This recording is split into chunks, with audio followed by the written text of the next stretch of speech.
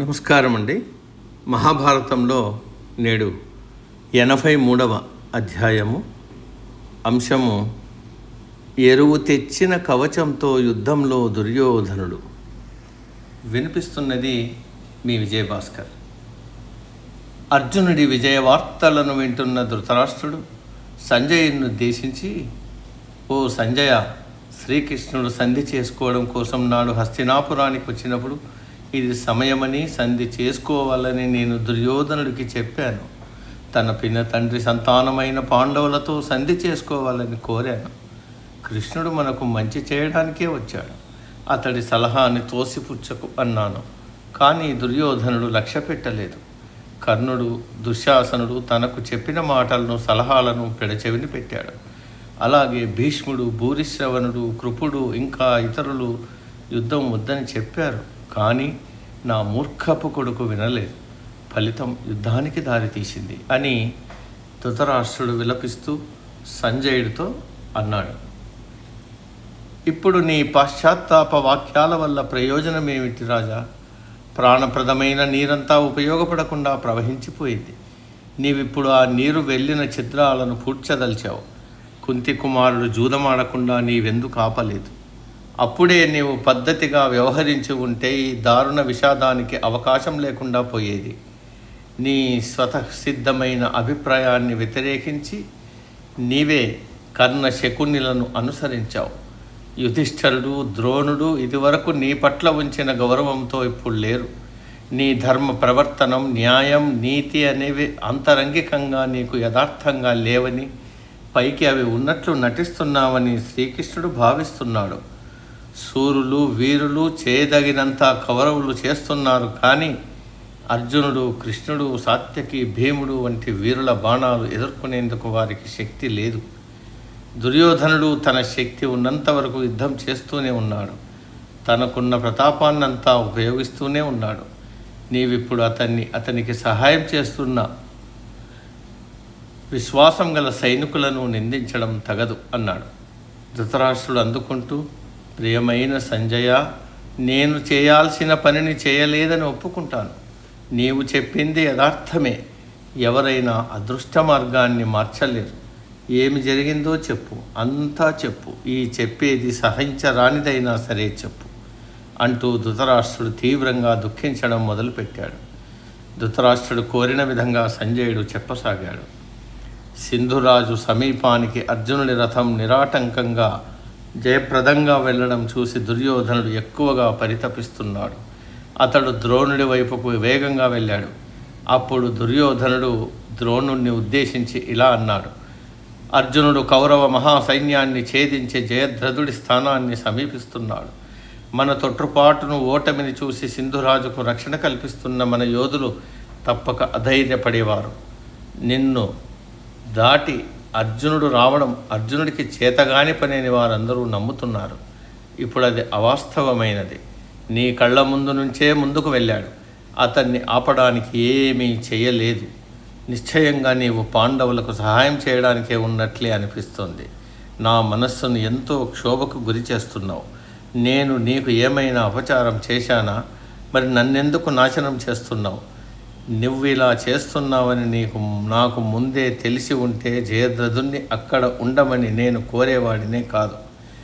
తాను తన దేశం వెళ్ళిపోతానని నాతో చెప్పినప్పుడు నేను అతన్ని ఆపడం చాలా పొరపాటు చేశాను. అర్జునుడు అతన్ని ఎదిరించినప్పుడు మృత్యువును తప్పించుకోగలడా? నన్ను క్షమించు. బాధతో బుద్ధి లేని మాటలు మాట్లాడుతున్నాను. జయద్రథుణ్ణి రక్షించడానికి నీవే వెళ్ళు అని అన్నాడు దుర్యోధనుడు. దీనికి ద్రోణుడు సమాధానమిస్తూ, రాజా, నీవన్న మాటలు అనాలోచితమైనవి. వీటిని నేను మెచ్చుకోలేను. నీవు నా కుమారుడు వంటి వాడివి. నా కుమారుడైన అశ్వత్థామ నీకంటే నాకు ప్రేమాధికుడు కాదు. నేను చెప్పినట్లు చెయ్యి. ఈ కవచాన్ని తీసుకో. ఇది ధరించి వెళ్ళి అర్జునుడిని ఆపు. నేను అలా చేయలేను. నేను మన సేన ఈ భాగంలో ఉండటం చాలా అవసరం. అందువల్ల నీవు ఆ పని చెయ్యి. అటు చూడు, ఆ బాణ మేఘాలు చూడు. పాండవ సైన్యం మనల్ని తీవ్రంగా ఎదుర్కొంటోంది. యుధిష్ఠిరుడు అక్కడ అర్జునుడి సహాయం లేకుండా ఉన్నాడు. ఇలాంటి సమయాన్నే కదా మనం కోరుకున్నాం. మన ముఖ్యోద్దేశం ఫలించింది. నేనిప్పుడు యుధిష్ఠిరుణ్ణి పట్టి నీకిస్తాను కనుక ఈ అవకాశాన్ని జారవిడిచి నేను అర్జునుడి వెంట పడను. అర్జునుడి వెంట పడితే మన యుద్ధ వ్యూహాలు సన్నాహాలు అంతా ధ్వంసమై నిస్సహాయలమవుతాం. నీకు ఈ కవచాన్ని నన్ను తొడగనివ్వు. గొప్ప నమ్మకంతో వెళ్ళు, భయపడకు. నీకు వీరత్వం ఉంది, సాహసం, నేర్పు, అనుభవం ఉంది. ఈ కవచం అన్ని ఆయుధాలకు దుర్భేద్యం. ఎలాంటి ఆయుధాన్నైనా నీ శరీరానికి తాకకుండా చేస్తుంది. దుర్యోధన, యుద్ధానికి వెళ్ళి మంచి నమ్మకంతో ఉండి బ్రహ్మ ఇచ్చిన కవచంతో ఇంద్రుడు రణం చేసిన రీతిలో యుద్ధం చేయి, నీకు జయం కలుగుతుంది అన్నాడు ద్రోణాచార్యుడు. దుర్యోధనుడికి ద్రోణుడి మాటలు ఎంతో ధైర్యాన్ని ఇచ్చాయి. నమ్మకము పెరిగింది. ద్రోణుడిచ్చిన కవచాన్ని ధరించి వెనక గొప్ప సైన్యం వెంటరాగా అర్జునుడిని ఎదిరించడానికి బయలుదేరాడు. అర్జునుడు కౌరవసేనను దాటి చాలా దూరం వెళ్ళాడు. జయద్రథుడు రక్షణ పొందుతున్న ప్రదేశాన్ని సమీపిస్తున్నాడు.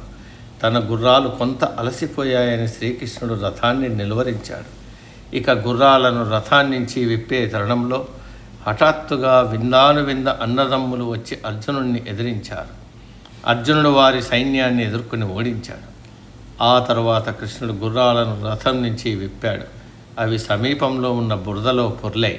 అలా గుర్రాలు కాసేపు సేద తీరాయి. తరువాత వారు అనుకున్నట్లుగా ముందుకు కదిలారు. శ్రీకృష్ణుడు, అర్జున, అలా వెనక్కి చూడు. తనకు లేని ధైర్యం తెచ్చుకుని దుర్యోధనుడు వస్తున్నాడు. ఏమి అదృష్టం! చాలా కాలం నీవు క్రోధాన్ని అణుచుకున్నావు. దాన్ని బయటకు కక్కాలని సమయం ఇదే.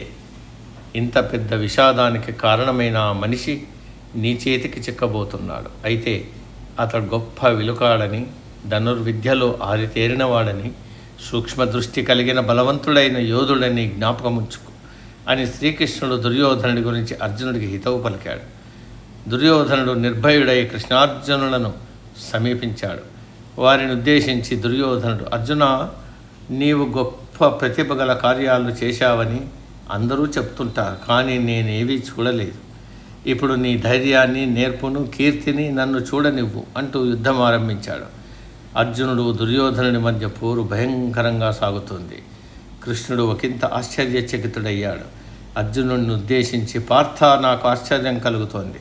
నీ బాణాలు ఏమాత్రం దుర్యోధనుడికి అపాయం కలిగించడం లేదు. ఎందుకని? గాంధీవం నుంచి విడిచిన బాణాలు కూడా వృధా అవ్వడం మొదటిసారి చూస్తున్నా.